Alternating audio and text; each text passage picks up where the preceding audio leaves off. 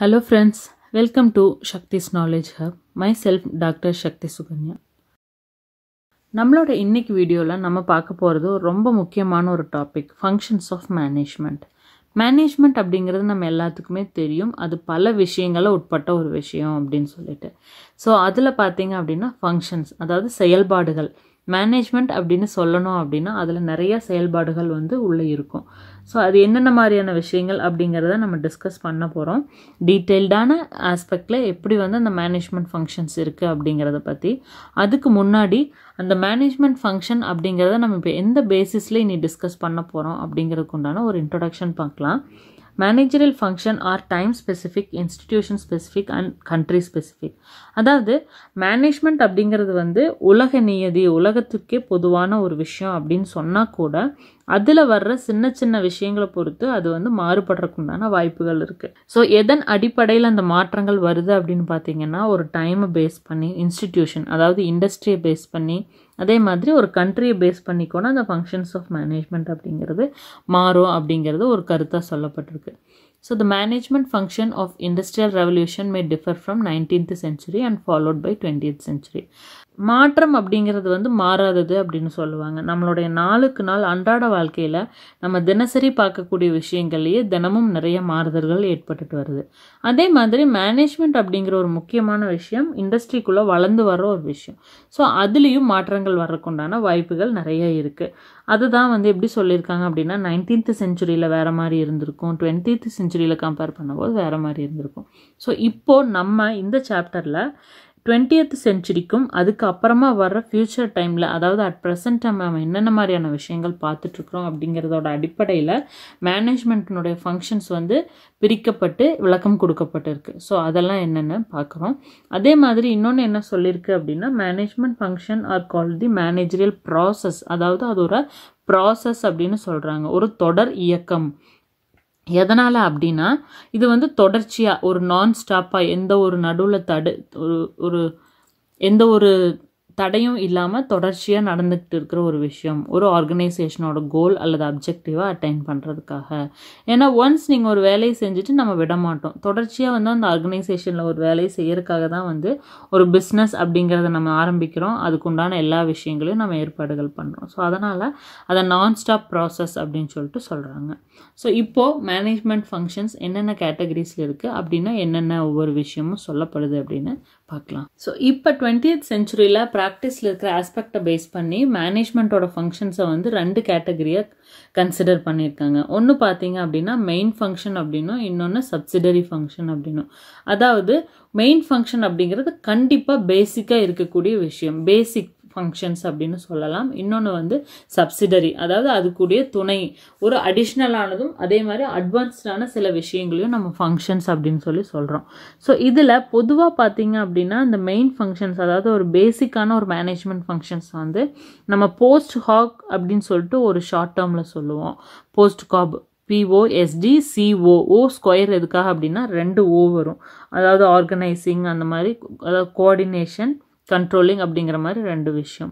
So இங்கே இந்த டாப்பிக்கோட aspect பொறுத்த வரைக்கும் இங்கே போஸ்ட் MCC அப்படிங்கிற மாதிரியான சில ஃபங்க்ஷன்ஸ் தான் ஹைலைட் பண்ணியிருக்கு. ஸோ அதெல்லாம் என்னென்னு பார்த்தீங்க அப்படின்னா planning, organising, staffing, directing, motivation, coordinating, controlling. அதே மாதிரி சப்சிடரி ஃபங்க்ஷன்ஸ் அடிஷ்னலாகவும் இம்பார்ட்டண்ட்டாகவும் துணையாக வர்ற சில ஃபங்க்ஷன்ஸ், ஒரு ஆர்கனைசேஷனுக்கு தேவைப்படுற ஃபங்க்ஷன்ஸ் என்னென்ன அப்படின்னா இந்த 4. இதை நீங்கள் ஷார்ட்டாக இப்படி ஞாபகம் வச்சுக்கலாம், IRDC அப்படின்னு சொல்லிட்டு. ஸோ அது என்னென்ன அப்படின்னா innovation, representation, decision making, communication. So எந்த அளவுக்கு இந்த ஃபங்க்ஷன்ஸ் எல்லாம் ஒரு ஆர்கனைசேஷனோட அப்ஜெக்டிவ் அச்சீவ் பண்ணுறதுக்கு இம்பார்ட்டண்ட்டோ அதே மாதிரி இந்த மாதிரியான ஃபங்க்ஷன்ஸும் ரொம்ப இம்பார்ட்டண்ட் இப்போ வளர்ந்து வர்ற பிஸ்னஸ், காம்படிட்டிவ் பிஸ்னஸ் என்விரான்மெண்ட்டுக்கு அப்படிங்கிறது தான். ஸோ இது எல்லாத்தையும் நம்ம டீட்டெயிலாக பார்க்கலாம். ஃபர்ஸ்ட் ஃபங்க்ஷன் பிளானிங், அதாவது நம்ம திட்டமிடுதல். எந்த ஒரு வேலையை செய்யணும் அப்படின்னாலும் நம்ம திட்டமிடணும், அதாவது ஒரு வேலையை எப்படி செய்யணும் அந்த மாதிரி ஆரம்பித்து ஒவ்வொரு விஷயங்களும் தரோவா. ஸோ அது என்னென்ன அப்படின்னா திங்க் பிஃபோர் யூ ஆக்ட். நம்ம செயல்படுறதுக்கு முன்னாடி என்ன செய்ய போகிறோம் அப்படிங்கிறத நம்ம திங்க் பண்ணணும். நம்மளோட உதாரணமாக ஒரு பழமொழி எடுத்துக்கிட்டோம்னா லுக் பிஃபோர் யூ லீப். எந்த ஒரு விஷயமே செய்யறதுக்கு முன்னாடி நம்ம அதை யோசித்து நிதானித்து ஒரு சரிவர அண்டர்ஸ்டாண்ட் பண்ணிட்டு தான் அந்த விஷயத்துக்குள்ளே நம்ம இறங்க போகிறோம். Thinking and deciding in advance, அதாவது முன்னதாகவே நம்ம வந்து திங்க் பண்ணி அதுக்குண்டான டெசிஷன்ஸ் எடுக்கிறோம். Planning is a primary function. இது வந்து ஒரு ஆர்கனைசேஷனுக்கு அப்படின்னு கிடையாது, எந்த ஒரு இடத்துலையும் ஈவன் ஒரு இண்டிவிஜுவலுக்கும் கூட பிளானிங் அப்படிங்கிறது அவங்க செய்யக்கூடிய அன்றாட வாழ்க்கையில் சின்ன சின்ன விஷயத்துக்கும் தேவைப்படுற ஒரு முக்கியமான ஃபங்க்ஷன். ஸோ அதை சிம்பிளாக நம்ம எப்படி சொல்லலாம் அப்படின்னா inclusive of all WH questions, அதாவது வாட், வென், வேர், ஹவ் அப்படின்னு ஆரம்பித்து ஒவ்வொரு விஷயமும் என்ன, எதுக்காக, யார், யாருக்காக, எப்படி, அந்த மாதிரி எல்லா விஷயத்தை பற்றியும் நம்ம யோசிக்கிற ஒரு ஆஸ்பெக்ட் ஆஃப் ஃபங்க்ஷன் தான் பார்த்தீங்க அப்படின்னா பிளானிங். அதுக்கு சில எக்ஸாம்பிள், இப்போ உங்களோட ஸ்டூடெண்ட் பாயிண்ட் ஆஃப் வியூவில் பார்த்தீங்கன்னா ப்ரிப்பரேஷன் ஆஃப் எக்ஸாம். நீங்கள் ஒரு எக்ஸாமுக்கு ப்ரிப்பேர் பண்ண போகிறீங்க, நம்ம சிம்பிளாக போய் உட்காந்துட முடியாது. ஸோ அந்த ப்ரிப்பரேஷனுக்கு என்னென்ன விஷயங்கள் தேவைன்னு நம்ம முன்கூட்டியே சிந்திக்கிறோம் இல்லையா? ஸோ அங்கேருந்து நம்மளோட பிளானிங் அப்படிங்கிறது ஆரம்பிக்குது. அதே மாதிரி அரேஞ்ச்மெண்ட் ஃபார் ப்ரோக்ராம், இப்போ உங்கள் ஸ்கூல்லையோ காலேஜஸ்லேயோ வந்து ஏதாவது ஒரு விஷயத்துக்கு வந்து ஒரு ஃபங்க்ஷன் ஏதாவது கண்டக்ட் பண்ணுறாங்க அப்படின்னா அதுக்கு வந்து நீங்கள் அரேஞ்ச்மெண்ட்ஸ் பண்ணணும். ஸோ அங்கேயும் நம்மளுக்கு ஃபஸ்ட்டு நிற்கிறது பார்த்தீங்க அப்படின்னா இந்த பிளானிங் அப்படிங்கிற ஒரு விஷயம்தான். அந்த மாதிரி ஒவ்வொரு ஃபங்க்ஷனும் மேனேஜ்மெண்ட்டுக்குள்ளே வர விஷயங்கள் இம்பார்ட்டண்ட். இந்த அத்தனையுமே இருந்தால் தான் நம்மளால் ஒரு அப்ஜெக்டிவ் வந்து அச்சீவ் பண்ண முடியும். ஸோ செகண்ட் பார்த்தீங்க அப்படின்னா ஆர்கனைசிங், அதாவது ஒருங்கிணைச்சு கொண்டு வர்றது. Assigning work to employees. So இந்த இடத்துல என்ன பண்ணுவோம் அப்படின்னா எல்லா விஷயத்தையும் ஒன்று கொண்டு வந்து அந்த இடத்துல வந்து ஒரு ஒர்க்கர்ஸை வந்து ப்ராப்பராக வேலை செய்யறதுக்கு தேவையான எல்லா விஷயங்களையும் நம்ம கொண்டு வருவோம். It is a process of establishing the harmonious relationship among the members of the organization and create network of relationship among them, that is bringing everything together. ஒருங்கிணைச்சு கொண்டு வர்றது, ஒரு நெட்வொர்க்காக யாரெல்லாம் வந்து ஒரு இடத்துல வேலை செய்கிறாங்களோ இல்லை என்னென்ன விஷயங்கள் தேவையோ, எம்ப்ளாயீஸ் மட்டும் கிடையாது, அதுக்கு தேவையான எல்லா ரிசோர்ஸஸையும் நம்ம வந்து உள்ளே கொண்டு வர்றது தான் வந்து அந்த ஆர்கனைசிங் அப்படிங்கிற விஷயம். நம்ம முன்னாடி டாப்பிக்கில் பார்த்த மாதிரி அந்த 5 Msன்னு சொல்லலாம், மென், மெஷின், மெட்டீரியல், மெத்தட், மணி, அந்த மாதிரி எல்லா ரிசோர்ஸஸையும் உள்ளே கொண்டு வந்து அதை வந்து ஒரு ரிசல்ட்டுக்கு அச்சீவ் பண்ணுறதுக்கு உண்டான அப்ஜெக்டிவ்க்கு என்ன தேவையோ அது எல்லாத்தையுமே உள்ளே கொண்டுட்டு வர விஷயம் தான். தேர்ட் ஃபங்க்ஷன் பார்த்தீங்க அப்படின்னா ஸ்டாஃபிங், அதாவது பணி அமர்த்துதல். இப்போ எந்த ஒரு வேலை செய்யறதுக்கும் நம்ம ஒரு ஆட்கள் தேவையில்லையா? ஸோ அதை வந்து ஒரு தனி ஃபங்க்ஷனாகவே, ஸோ HR டிபார்ட்மெண்ட் அப்படிங்கிறது நம்ம எல்லாத்துக்குமே காமனாக தெரிஞ்ச ஒரு டிபார்ட்மெண்ட், அது ரொம்ப முக்கியமான டிபார்ட்மெண்ட். ஸோ இங்கே என்ன பண்ணுவாங்க அப்படின்னா selecting the right person at the right job at the right time.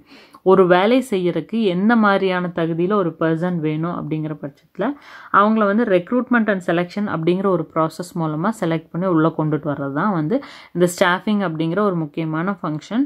So இந்த ஒரு பர்டிகுலர் ஆஸ்பெக்டில் வந்து நிறையா விஷயங்கள் நம்ம பார்க்குறோம், நிறையா டெர்மினாலஜிஸ் பார்க்குறோம். ஸோ இது எல்லாமே தனித்தனி செப்பரேட் டாப்பிக்காகவும் ஈவன் செப்பரேட் சப்ஜெக்டாக கூட நம்ம ஃப்யூச்சரில் படிக்க போகிறோம். இது எல்லாமே அந்தந்த ஸ்பெஷலைசேஷனுக்குள்ளே வர்ற சப்ஜெக்ட்ஸாக வரும். ஸோ எல்லாமே நம்ம பார்க்கலாம், பார்த்து தெரிஞ்சுக்கலாம். இங்கே வந்து அந்த ஸ்டாஃபிங்க்கு ஒரு எக்ஸாம்பிள் கொடுத்துருக்காங்க, ஒரு போஸ்ட் ஆஃப் சேல்ஸ் எக்ஸிக்யூட்டிவ். ஒரு சேல்ஸ் எக்ஸிக்யூட்டிவ் அப்படிங்கிற ஒரு பர்டிகுலர் டெசிக்னேஷனுக்கு ஒரு 5 பேரை செலக்ட் பண்ண வேண்டி இருக்குது அப்படின்னா ஒரு 10 பேர் அப்ளை பண்ணியிருக்காங்க அப்படின்னு வச்சுக்கோங்க. அந்த 10 பேரையும் நம்ம அப்படியே செலக்ட் பண்ண முடியாது. அதில் யார் பெஸ்ட்டாக இருக்காங்க அப்படின்னு பல வகையில் சிந்திச்சு தீர்மானம் பண்ணி தான் வந்து அந்த 5 பேரை செலக்ட் பண்ணுவாங்க. ஸோ அவங்கள செலக்ட் பண்ணுற அந்த ரெக்ரூட்மெண்ட் ஸ்டேஜ்லேருந்து இண்டக்ஷன் ப்ரோக்ராம் அப்படின்னு சொல்லக்கூடிய அவங்க அப்பாயிண்ட் ஆன ஃபர்ஸ்ட் டேயில் நடக்கிற ஆக்டிவிட்டி வரைக்கும் அத்தனையும் டேக் கேர் பண்ணிக்கிற ஒரு ஃபங்க்ஷன் வந்து ஸ்டாஃபிங். ஸோ இதுக்காக கூட ஒரு தனியாக ஒரு டிபார்ட்மெண்ட் இருக்குது. அடுத்த ஃபங்க்ஷன் டைரக்டிங், வழிநடத்தி செல்வது. ஸோ ஒரு வேலையை ஒரு எம்ப்ளாயி அல்லது ஒரு சபார்டினேட் செஞ்சு முடிக்கணும் அப்படின்னா ஒரு லீடராக ஒரு மேனேஜராக நீங்கள் தான் வந்து அந்த பர்சனை வந்து கரெக்டாக மோட்டிவேட் பண்ணணும், அவங்கள லீட் பண்ணி கொண்டு போகணும், கைட் பண்ணணும். அதே மாதிரி தேவையான டைமில் முக்கியமான கம்யூனிகேஷன்ஸ் எல்லாமே வந்து அந்த சபார்டினேட்ஸ்க்கு கொடுக்கணும். எதுக்காக அப்படின்னா ஒரு கோலை வந்து அப்ஜெக்டிவ்ஸை வந்து நம்ம அட்டெண்ட் பண்ணுறதுக்காக. ஏன்னா எவ்ரி இண்டிவிஜுவல் ஒரு ஆர்கனைசேஷனுக்குள்ளே ஒர்க் பண்ணுறதும் சரி, எவ்ரி ஆர்கனைசேஷன் ரன் ஆகிறதுமே பார்த்தீங்க அப்படின்னா ஒரு கோல் அல்லது ஒரு எய்மோ அல்லது ஒரு அப்ஜெக்டிவை அச்சீவ் பண்ணுறதுக்காக தான். ஸோ அப்போ வந்து அந்த கம்யூனிகேஷன் அப்படிங்கிறது வந்து எந்த சோர்ஸில் வேணாலும் கொடுக்கலாம். ஸோ அது ஒரு சர்க்குலர் மூலமாக கொடுக்கலாம், ஒரு நோட்டீஸ் போர்டு மூலமாக நீங்கள் வைக்கலாம், இல்லாட்டினா ஒரு மீட்டிங் கண்டக்ட் பண்ணலாம். ஸோ இது எல்லாமே எதுக்குள்ளே வருது அப்படின்னா டைரக்டிங் அப்படிங்கிற ஒரு ஃபங்க்ஷனில். அடுத்த ஃபங்க்ஷன் கண்ட்ரோலிங். கண்ட்ரோல் பண்ணுறது அப்படிங்கிறது வந்து ஆளுமையாக அடக்கி வைக்கிறது அப்படிங்கிற ஆஸ்பெக்ட் மட்டும் இல்லாமல் ஒரு வேலையை ஒருத்தங்க சரியான முறையில் செய்யணும் அப்படின்னா அவங்கள வந்து கரெக்டாக ட்ராக் பண்ணி கொண்டுட்டு போகிறது இல்லாமல் நெகட்டிவில் டீவியேட் ஆகாமையும் நம்ம பார்த்துக்கணும். அதுதான் வந்து கண்ட்ரோலிங் அப்படிங்கிறது. ஸோ அப்படி பண்ணும்போது ஒரு இண்டிவிஜுவல் எப்படி பெர்ஃபார்ம் பண்ணுறாங்க, அவங்களோட வேலையை எப்படி செய்கிறாங்க அப்படிங்கிறத வந்து நம்மளால் தெரிஞ்சுக்க முடியும். ஸோ அதை வந்து கரெக்டாக நம்ம இவாலுவேட் பண்ணலாம். ஒரு மேனேஜராக நம்ம இவாலுவேட் பண்ணிவிட்டு அந்த பர்ஃபார்மன்ஸோட ரிசல்ட்டை பேஸ் பண்ணி அந்த இண்டிவிஜுவல் எம்ப்ளாயி வந்து ஒரு இன்க்ரிமெண்ட்டுக்கோ ப்ரொமோஷனுக்கோ தகுதியான ஒரு பர்சனாக இருக்காங்களா, இல்லை அவங்க வந்து சரியாக வேலையை செய்யலையா, அந்த மாதிரி எல்லா விஷயமுமே நம்மளால் தெரிஞ்சுக்க முடியும். அதே மாதிரி ஆர்கனைசேஷனோட அப்ஜெக்டிவ் அச்சீவ் பண்ணுறக்கும் கண்ட்ரோலிங் அப்படிங்கிறது வேணும். ஏன் அப்படின்னா சிம்பிளாக சொல்லணும்னா required to avoid the negative deviation. இப்போ ஒரு ப்ரொடக்ஷன் ப்ராசஸ் நடந்துட்டு இருக்கு அப்படின்னா நம்மளுக்கு தெரியும் இன்புட், ப்ராசஸ், அவுட்புட் அப்படின்னு நிறைய ஸ்டேஜஸ் இருக்குது. ஸோ இந்த எந்த இடத்துலையுமே அவங்க பிளான் பண்ணதுலேருந்து மாறி போகாமல் அவங்க கரெக்டான வழியில் போனால் மட்டும்தான் அவங்களோட அப்ஜெக்டிவ் வந்து அச்சீவ் பண்ண முடியும். ஸோ அது எப்போ பாசிபிள் அப்படின்னா அந்த கண்ட்ரோலிங், அதாவது ஒரு ப்ராப்பர் ட்ராக்ல கொண்டு போகிற ஒரு ஸ்டேஜில் தான். ஸோ இதுவும் ஒரு முக்கியமான ஃபங்க்ஷன். அடுத்த ஃபங்க்ஷன் கோஆர்டினேஷன். ஸோ எல்லா ஃபங்க்ஷன்ஸுமே இருக்குது. எல்லா ஃபங்க்ஷன்ஸும் தனித்தனியாக நடந்தால் கூட அந்த எல்லாமே ஒன்றா நடக்கிற பட்சத்தில் தான் வந்து அந்த அப்ஜெக்டிவை வந்து சரியாகவும் அச்சீவ் பண்ண முடியும். அதே மாதிரி ஒரு ஆக்ஷனில், அதாவது ஒரு பிளானாக இருக்கிற ஆக்ஷனாக கன்வெர்ட் பண்ண முடியும். ஸோ அதுதான் வந்து அதை கோஆர்டினேஷன் அப்படின்னு சொல்கிறாங்க. Synchronisation of all function. எல்லா ஃபங்க்ஷன்ஸும் இந்த பிளானிங், ஆர்கனைசிங், ஸ்டாஃபிங் அப்படின்னு இருக்கிற ஒவ்வொன்றையும் ஒரு இடத்துக்கு கொண்டு வந்து அந்த இடத்துல இருந்து சரியான முறையில் கொண்டு போகிறது தான் வந்து கோஆர்டினேஷன். ஏன்னா எல்லா டிபார்ட்மெண்ட்டுக்குள்ளே இருக்கிற, இப்போ நம்ம வந்து ஒரு முன்னாடி ஒரு டாப்பிக்கில் படித்தோம், நிறைய லெவல்ஸ் ஆஃப் மேனேஜ்மெண்ட் இருக்குது, நிறைய டிபார்ட்மெண்ட்ஸ் இருக்குது அப்படின்னு சொல்லிட்டு. ஸோ ஒவ்வொரு டிபார்ட்மெண்ட்டும் ஒருத்தருக்கு ஒருத்தர் ஒரு கோஆர்டினேஷனோடு இருந்தால் தான் வந்து அவங்களால அந்த அப்ஜெக்டிவ்ஸ் வந்து அச்சீவ் பண்ண முடியும். அந்த மாதிரி அதே மாதிரி லாஸ்ட் அண்ட் ரொம்ப முக்கியமான ஃபங்க்ஷன் பார்த்தீங்க அப்படின்னா மோட்டிவேஷன். ஸோ ஒவ்வொரு இண்டிவிஜுவலும் நம்ம வந்து ஒரு ஆர்கனைசேஷனில் ஒர்க் பண்ணுறாங்க அப்படின்னா அந்த ஆர்கனைசேஷனில் ஒர்க் பண்ணும்போது அவங்களுக்கு மோட்டிவேஷன் அப்படிங்கிற விஷயம் வந்து ரொம்ப முக்கியமாக இருக்கும். ஈவன் நீங்களே ஒரு மேனேஜராக இருந்தாலும் உங்களுக்கு மேலே இருக்கிறவங்க வந்து உங்களுக்கு கண்டிப்பாக ஏதாவது ஒரு வகையில் மோட்டிவேட் பண்ணாதான், அதாவது ஒரு பாசிட்டிவான சில வேர்ட்ஸ் கொடுக்கணும், அந்த மாதிரி பல வகையாக நம்ம மோட்டிவேட் பண்ணால் தான் நம்மளால் வந்து ஒரு சாட்டிஸ்ஃபைங்காக ஒர்க் பண்ண முடியும். ஸோ அதுக்கு வந்து நிறைய எக்ஸாம்பிள்ஸ் மாதிரி சொல்லியிருக்காங்க. எப்படின்னா satisfying all the needs of the workers, அவங்களோட தேவைகள் எல்லாத்தையும் சாட்டிஸ்ஃபை பண்ணி வைக்கணும். எந்த வகையில் ஃபேவரபிள் ஒர்க்கிங் என்விரான்மெண்ட், அவங்க வேலை செய்கிற இடம் சாட்டிஸ்ஃபைங்காக இருக்கணும். அதே மாதிரி அவங்கள ஃபேர் ட்ரீட்மெண்ட் நல்ல விதமாக பார்க்கணும். தென் மானிட்டரி அண்ட் நான் மானிட்டரி பெனிஃபிட்ஸ், ஒரு ஃபினான்ஷியலாவோ நான் ஃபினான்ஷியலாவோ ஏதாவது அவங்களுக்கு ஒரு பெனிஃபிட்ஸ் கொடுக்கணும். இன்க்ரிமெண்ட்டாக கொடுக்கலாம், ப்ராஃபிட் ஷேரிங்காக கொடுக்கலாம், போனஸாக கொடுக்கலாம். இதுவே வந்து ஒரு பாராட்டு விழா நடத்துகிறாங்களா அந்த மாதிரி, இல்லைன்னா ஏதாவது ஒரு திங்ஸ் கொடுக்கலாம், ஒரு ஃபெசிலிட்டிஸ் ப்ரொவைட் பண்ணி கொடுக்கலாம். இந்த மாதிரி எல்லா ஆஸ்பெக்ட்லேயும் அந்த இண்டிவிஜுவலை வந்து நம்ம மோட்டிவேட் பண்ணி கொண்டுட்டு போகணும். ஸோ இது எல்லாமே நடத்தும்போது தான் கண்டிப்பாக அவங்க ஒரு இன்ட்ரெஸ்டோட ஒரு ஆர்கனைசேஷனில் ஒர்க் பண்ணுவாங்க, ஸ்பீடாகவும் ஒர்க் பண்ணுவாங்க. அந்த மாதிரி நிறையா விஷயங்கள் வந்து இந்த மோட்டிவேஷனுக்குள்ளே வருது. அடுத்த கேட்டகரி ஆஃப் ஃபங்க்ஷன் பார்த்தீங்க அப்படின்னா சப்சிடரி ஃபங்க்ஷன், அதாவது துணை.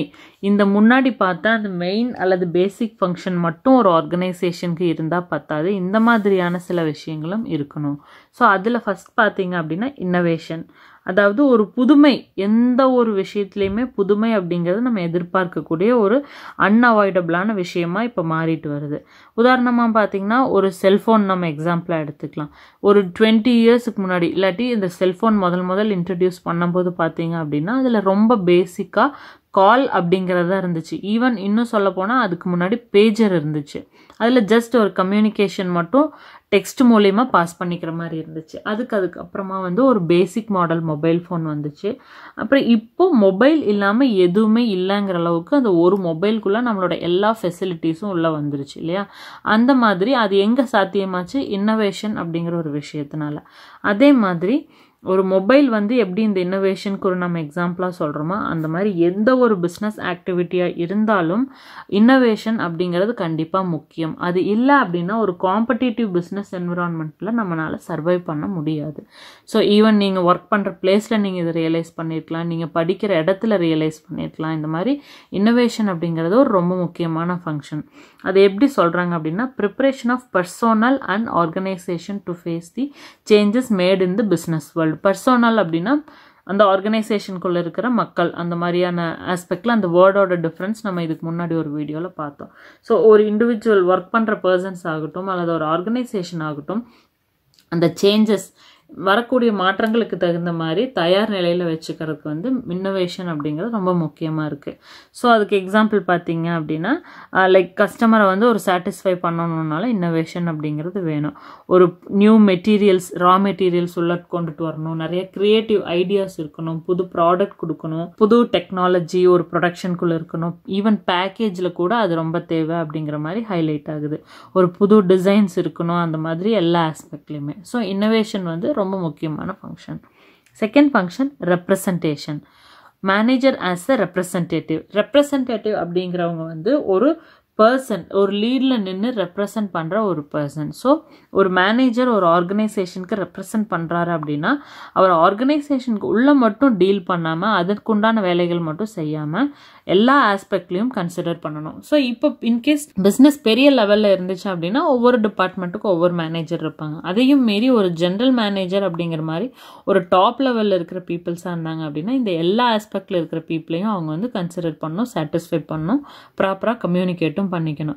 ஸோ அவங்க உங்களோட கஸ்டமராக இருக்கலாம், உங்கள் பிஸ்னஸோட சப்ளையராக இருக்கலாம், கவர்மெண்ட் அஃபீஷியல்ஸ், பேங்க், ஒரு ஃபினான்ஷியல் இன்ஸ்டிடியூஷன், இதில் யாராக வேணாலும் இருக்கலாம். ஆனால் அந்த ஒவ்வொருத்தர் கூடயும் ஒரு நல்ல ரிலேஷன்ஷிப் வந்து ஒரு மெயின்டைன் பண்ணுற மாதிரி ஒரு பர்சனாக இருக்கணும். ஸோ ரெப்ரசன்டேஷன் அப்படிங்கிறதும் ஒரு முக்கியமான ஃபங்க்ஷனாக ஒரு ஆர்கனைசேஷனுக்கு இருந்துட்டு வருது. அடுத்தது டெசிஷன் மேக்கிங், அதாவது முடிவெடுக்கிறது. இது ரொம்பவுமே ஒரு முக்கியமான ஃபங்க்ஷன். இது ஆர்கனைசேஷனுக்கு மட்டும் அப்படின்னு இல்லை, எவ்ரி இண்டிவிஜுவலுக்கும் எவ்ரி டே டு டே லைஃப்பில் நம்ம பல விதமான டெசிஷன்ஸ் எடுக்க வேண்டி வரும். ஸோ அதே மாதிரி அது ஒரு ஆர்கனைசேஷன் பாயிண்ட் ஆஃப் வியூவில் பார்த்தீங்க அப்படின்னா ஒரு ஸ்மூத் ஃபங்க்ஷனிங்கே வந்து ரொம்ப ஒரு முக்கியமான விஷயமா இருக்குது. எக்ஸாம்பிள், ஒரு ப்ரொடக்ஷன் ப்ராசஸ் நடந்துட்டு இருக்கு அப்படின்னா அது ஒரு ஷிப்பிங் பண்ணி, அதாவது ஒரு டிரான்ஸ்போர்ட் பண்ணி நீங்கள் அதை ஒரு குட்ஸை நீங்கள் டெலிவர் பண்ணணும் அப்படின்னா ஒரு 10 ஹவர்ஸில் ஒரு இடத்துக்கு போய் அது சேரணும் அப்படின்னா நீங்கள் வந்து ஒரு ரொம்ப ஸ்லோ மூவிங் வெஹிக்கலில் அதை கொண்டு போய் சேர்த்தக்கூடாது. ஸோ ஒரு ஃபாஸ்ட் மூவிங் வெஹிக்கல்னால மட்டும்தான் 10 ஹவரில் அந்த பொருளை சேஃபாக ரீச் பண்ண முடியும் அப்படின்னா நீங்கள் அதுக்குண்டான ரிசோர்ஸஸ் என்னன்னு டிசைட் பண்ணுறது தான் வந்து இந்த சுச்சுவேஷனை பொறுத்த வரைக்கும் ஒரு ப்ராப்பரான டிசிஷன் மேக்கிங். ஸோ அதெல்லாம் வந்து சின்ன சின்ன எக்ஸாம்பிள். அந்த மாதிரி ஒரு பிஸ்னஸ்க்கு தேவையான எந்த ஒரு டெசிஷன்ஸையும் கரெக்டான டைமுக்குள்ள ப்ராப்பராக எடுக்கணும். இது ஒரு முக்கியமான function. Then last and important function என்னன்னு பார்த்தீங்க அப்படின்னா கம்யூனிகேஷன். ஒரு இண்டிவிஜுவல் டு இண்டிவிஜுவல் ஆகட்டும், ஒரு டிபார்ட்மெண்ட் டு டிபார்ட்மெண்ட் ஆகட்டும், யாராக இருந்தாலும் ஒரு விஷயம் இன்னொருத்தங்களுக்கு தகவல் போய் சேரணும் அப்படின்னா கம்யூனிகேஷன் வந்து ப்ராப்பரான முறையில் இருக்கணும். ஸோ இது என்ன ஆஸ்பெக்டில் சொல்லலாம்னா workers R informed with all WH. In case நீங்கள் வந்து ஒரு டீமுக்கு லீடராக இருக்கீங்க, நீங்கள் என்னென்ன வேலை அந்த டீமுக்கு கொடுக்கணும் அப்படிங்கிறதுக்கு முன்னாடி இது எல்லாமே கவர் ஆயிரும். லைக் WH அப்படிங்கிறது நமக்கு தெரியும், what, when, where, how, why, அந்த மாதிரி எல்லா விஷயங்களுமே வந்து கரெக்டான விதத்தில் நீங்கள் கம்யூனிகேட் பண்ணால் தான் அந்த டீம்னால் வந்து அந்த ஒர்க்கை செய்ய முடியும். ஸோ இந்த மாதிரி ஒவ்வொரு ஃபங்க்ஷனும் ஒரு ஆர்கனைசேஷனோட சக்ஸஸ்க்கு ஒரு பிஹைண்ட் த ஸ்டெப்பாக ஒரு பேக்ரவுண்ட் சப்போர்ட்டாக இருக்கிறதுனால தான் வந்து ஒரு ஆர்கனைசேஷனில் வந்து அவங்களோட அப்ஜெக்டிவ் வந்து அச்சீவ் பண்ண முடியுது அப்படின்னு நம்ம சொல்கிறோம். ஓகே ஃப்ரெண்ட்ஸ், இதோட நம்மளோட இன்னைக்கு டிஸ்கஷன் முடியுது. மீண்டும் அடுத்த ஒரு நல்ல டாப்பிக்கில் சீக்கிரமே நாங்கள் உங்களை சந்திக்கிறோம். சக்திஸ் நாலேஜ் ஹப் ஃபர்ஸ்ட் டைமாக பார்க்குறீங்க அப்படின்னா மறக்காமல் சப்ஸ்கிரைப் பண்ணிவிட்டு நோட்டிஃபிகேஷனுக்காக பெல் ஐக்கானையும் ப்ரெஸ் பண்ணிவிடுங்க. தென் யாருக்கெல்லாம் தேவைன்னு தோணுதோ அவங்களுக்கு கண்டிப்பாக ஷேர் பண்ணுங்கள், லைக் பண்ணுங்கள். நெக்ஸ்ட் வீடியோவில் மீட் பண்ணலாம். தேங்க்யூ ஆல் ஃபார் வாட்சிங். Have a good day. By.